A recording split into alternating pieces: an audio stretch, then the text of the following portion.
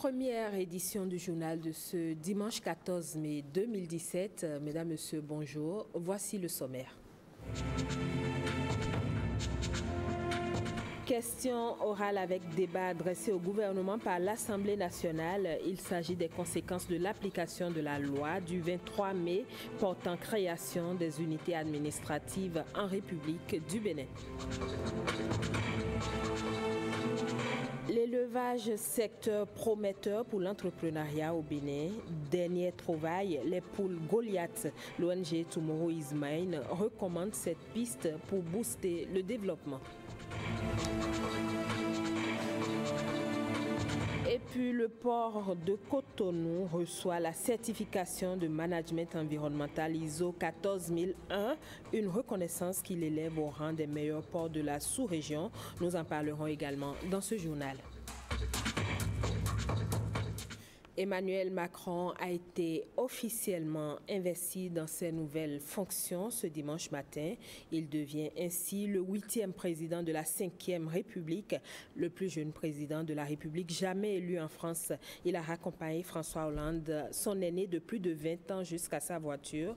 Le marathon du nouveau chef de l'État qui a décidé de résider à l'Élysée avec son épouse se poursuivra à 17h à l'Hôtel de Ville de Paris avec une nouvelle cérémonie tout aussi traditionnelle. Vous aurez plus de détails dans nos prochaines éditions. Direction l'Assemblée nationale, certains députés proposent la relecture, d'autres estiment qu'il faut accentuer la sensibilisation de la masse sur la nécessité de la culture du vivre ensemble au Bénin, les conséquences de l'application des dispositions de la loi du 27 mai 2013 portant création des unités administratives en République du Bénin ont fait l'objet de questions orales avec débat adressées au gouvernement. Guillaume Avienne. Barnabé Dassigli, ministre en charge de la décentralisation, invité à l'hémicycle par un groupe de 12 députés dont Edmond Zissou pour se prononcer sur la question de la délimitation des unités administratives du Bénin. La représentation nationale voudrait en effet avoir la confirmation de ce que le gouvernement a pris des dispositions idoines pour délimiter les différentes entités administratives du pays avec à l'appui un calendrier de la réalisation de l'opération sur le terrain.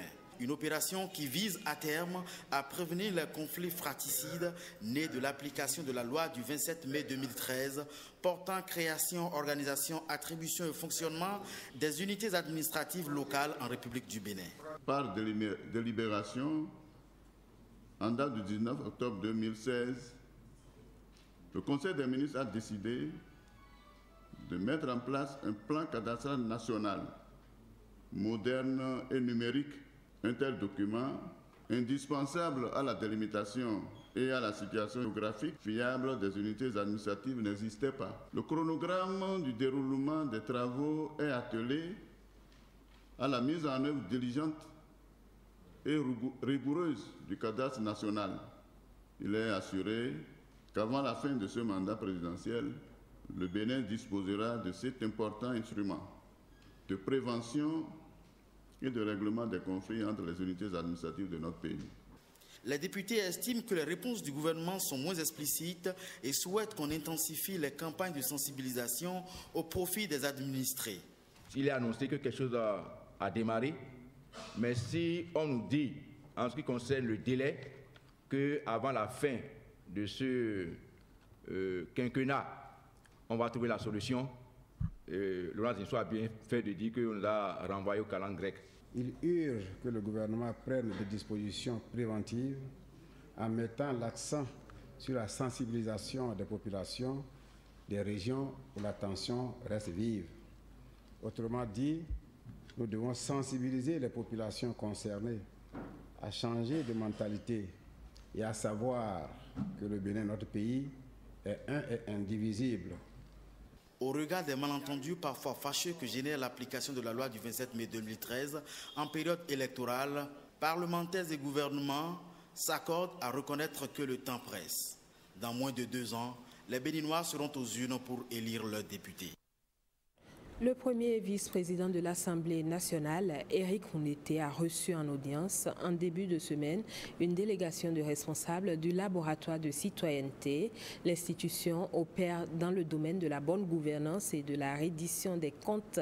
À leur sortie d'audience, ces responsables se sont confiés à la presse. Programme qui est destiné à travailler davantage pour les services de base, afin que chaque détenteur de responsabilité dans nos services de base puisse rendre compte à ces populations et que cette dernière puisse avoir un accès facile à ces services de base. Donc c'est ce pourquoi nous sommes fait accompagner de 3 organisations de la société civile, la Maison de la société civile même, la Fédération des radios communautaires et assimilées du Bénin et le réseau Social Watch du Bénin. Et nous-mêmes du laboratoire citoyenneté qui sommes l'opérateur de ce programme qui est financé, il faut le dire, par la coopération suisse. Nous sommes dans ce renforcement de capacité des organisations de la société civile. Déjà très très sympathique, le premier vice-président, il nous a félicité d'abord de l'initiative. Il nous a fait part de son intérêt personnel, de ce que ce programme rencontre chez lui et chez l'Assemblée nationale aussi, un certain écho, puisqu'ils ont eux-mêmes aussi ce souci de rendre compte à la population qui les a élus. Donc ce programme pour eux est une opportunité de pouvoir dire davantage ce que l'Assemblée fait pour la population et au nom aussi de la population, et donc veut aussi encourager l'initiative afin que nous puissions aller plus en avant dans la mise en place du programme. Célébration différée de la fête du travail au Parlement, une célébration placée sous le thème « Le travail pas à n'importe quel prix », une occasion pour le SINAPA d'exprimer sa gratitude à l'employeur tout en lui demandant de travailler davantage à la sécurisation des acquis des travailleurs. Nous retrouvons Guillaume Avienou et Enoch Adandé pour le point. À l'instar des travailleurs de tout le pays, le personnel administratif et autres du Parlement commémorent le 1er mai. L'événement est célébré avec plusieurs jours de décalage en raison de contingences diverses. La célébration de la Journée internationale du travail a été l'occasion pour le SINAPA, le syndicat national du personnel administratif de l'Assemblée nationale, les acquis obtenus depuis le retour à la tête du Parlement de Adrien Oumbédi en 2015. Il n'occulte pas les chantiers ouverts pour l'amélioration des conditions de vie et de travail des militants du SINAPA. Au titre des dossiers déjà amorcés, nous voulions vous prier de bien vouloir demander au président de l'Assemblée nationale de s'impliquer personnellement dans leur aboutissement. Il s'agit entre autres de la formalisation des avantages qui nous ont été accordés par la prise de décision. Je vais citer la bonification des 30 jours de frais de session pour les fêtes de chaque fin d'année et les 15 jours de frais de session des sessions extraordinaires demandées par le gouvernement. Le SINAPA salue la collaboration entretenue entre employés et dirigeants de l'institution, tout en souhaitant le renforcement de cette collaboration qu'il qualifie d'excellente. Pour autant que vous encouragez l'autorité par vos résultats et vos comportements, vous pourriez toujours compter sur elle. C'est donc sur cette promesse que s'est achevé le côté officiel de la célébration du 1er mai 2017 à l'Assemblée nationale. Le port autonome de Cotonou vient d'être hissé au rang des meilleurs ports de la sous-région.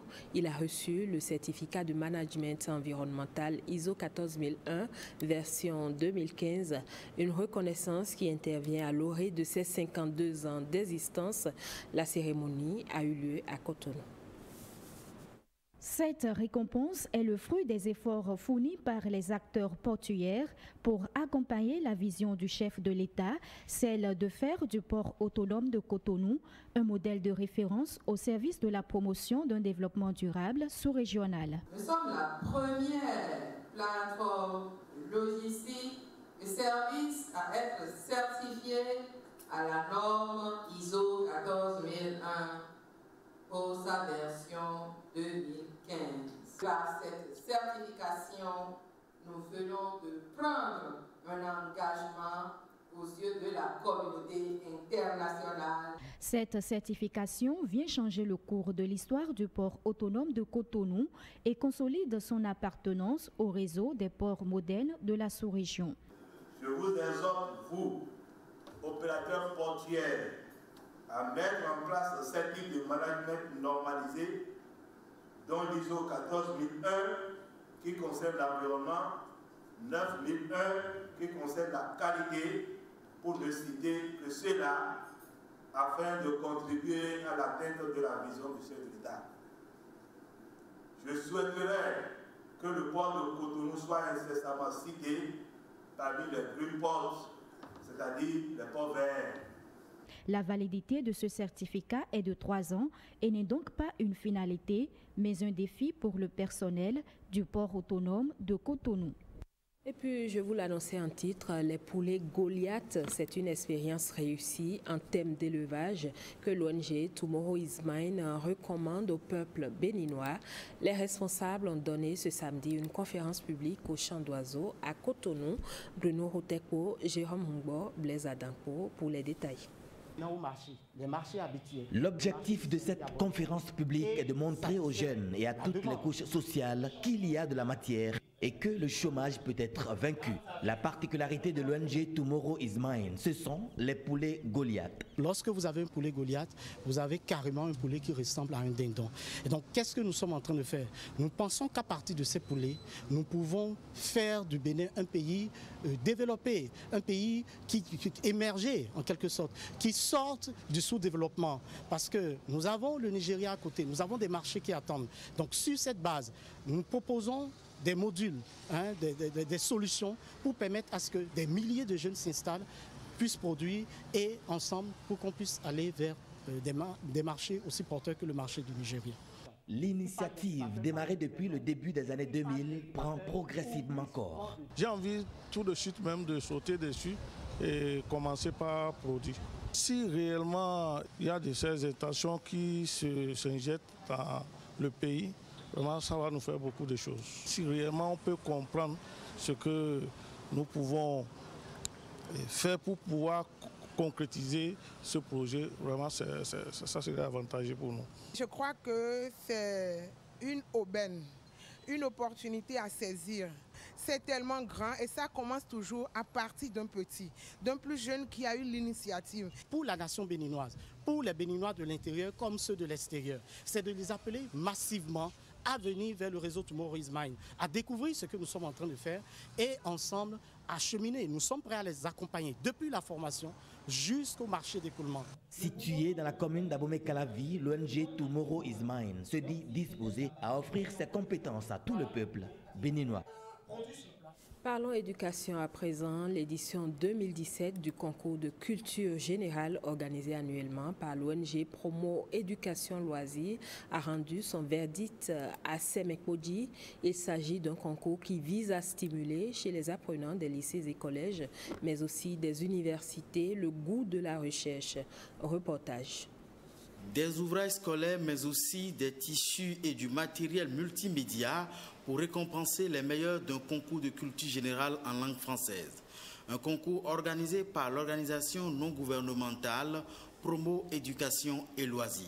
Cette initiative louable mérite d'être encouragée.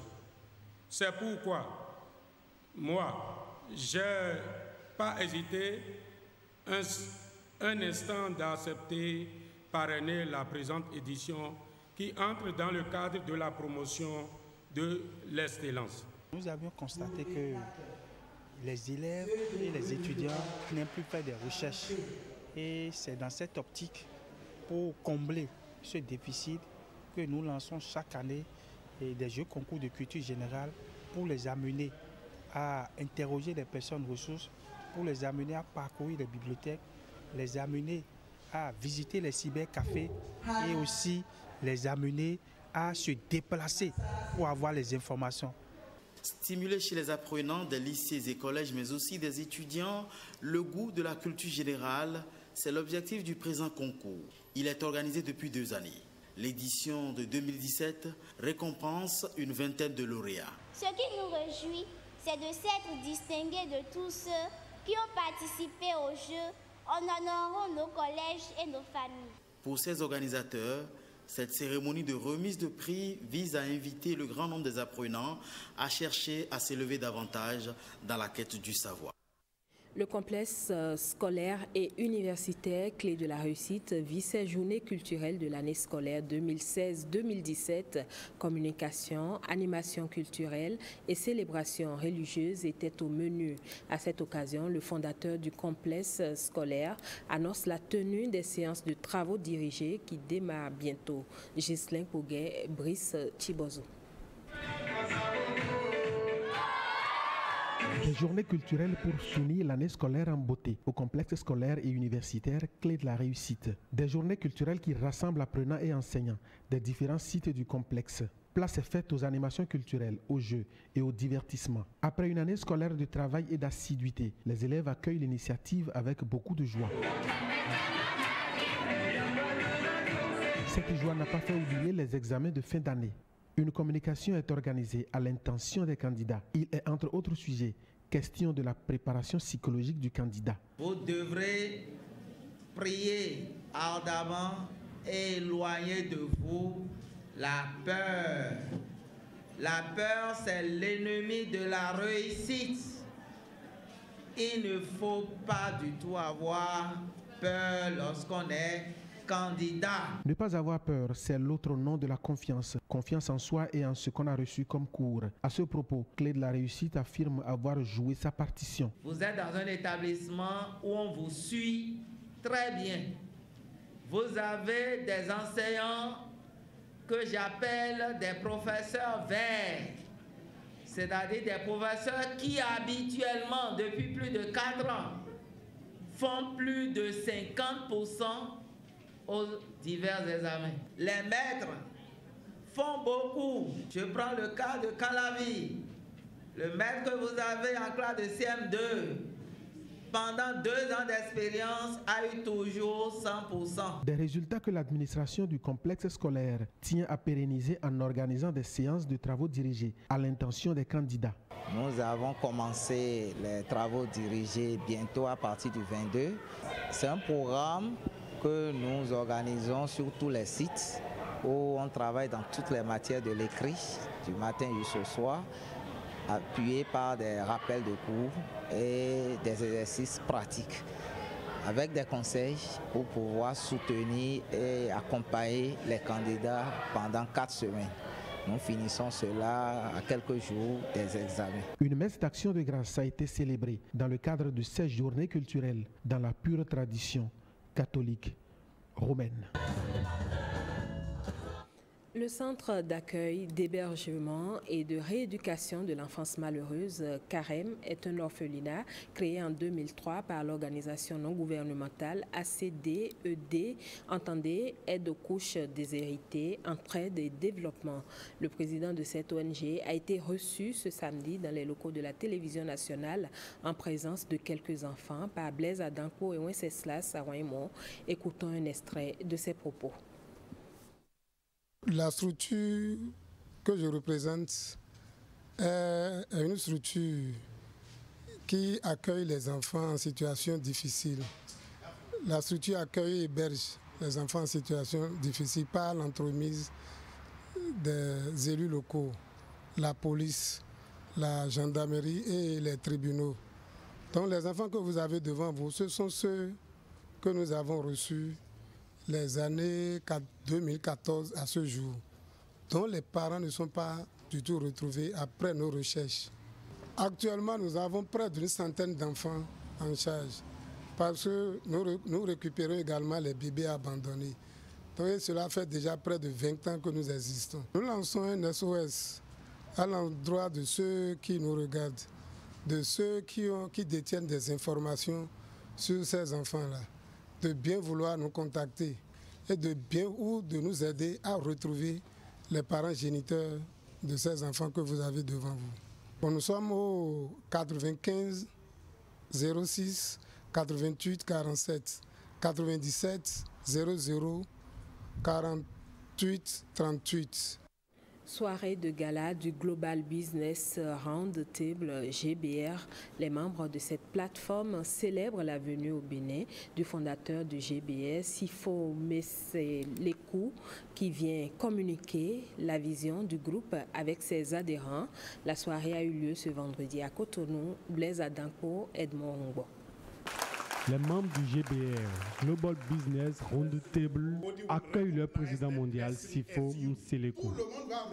Plateforme mondiale pour la promotion des affaires, elle met au cœur de ses activités Dieu.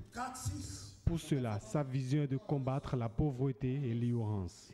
Nous avons dit, on ne peut pas réussir dans la société, on ne peut pas travailler et atteindre les meilleurs objectifs de ce pays, régler les questions de pauvreté, régler les questions d'ignorance sans mettre Dieu au cœur de ce que nous sommes en train de faire. Vision of GBR is to develop people holistically. Développer de façon holistique chaque individu. Develop them intellectually. Du point de vue intellectuel. Develop them spiritually. Du point de vue spirituel. So that they can connect with their destinies. Pour qu'ils soient connectés à leur destinée. Given, que Dieu leur a donné. Develop their businesses. Qui développent leurs affaires. Facilitate trade and investment opportunities. Les opportunités d'affaires et de commerce. Un dîner de gala rehaussé par la présence des autorités politico-béninoises qui adhèrent à cette vision. Leur credo, c'est de faire chasser l'ignorance. Moi, je ne veux pas parler de la pauvreté. Parce que quand vous êtes ignorant, vous êtes pauvre aussi. Et c'est pour ça que je suis connecté à cette vision. Chaque moment de notre vie est une grâce. Que quand on est témoin d'un événement comme celui-ci, il ne s'agit pas de manger et d'applaudir le convenant. Il s'agit de comprendre, à partir du moment où nous avons entendu ce message, nous devons nous mettre au travail. Et c'est le message que je suis venu vous passer ce soir. La plateforme mondiale pour la promotion des affaires est présente dans 111 pays. Elle regroupe des politiques, des opérateurs économiques. Le GBR travaille aussi à participer au développement des pays adhérents. Et voilà qui met un thème à cette édition du journal. Mesdames, Messieurs, merci à vous tous de l'avoir suivi. Bon dimanche et bonne suite des programmes sur l'ORTB.